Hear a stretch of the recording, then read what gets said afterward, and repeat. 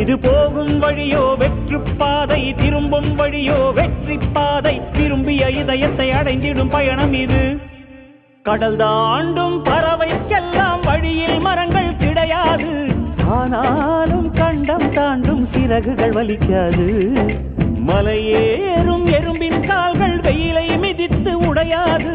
மனதோடு காதல் வந்தால் மனிதா தடையேது.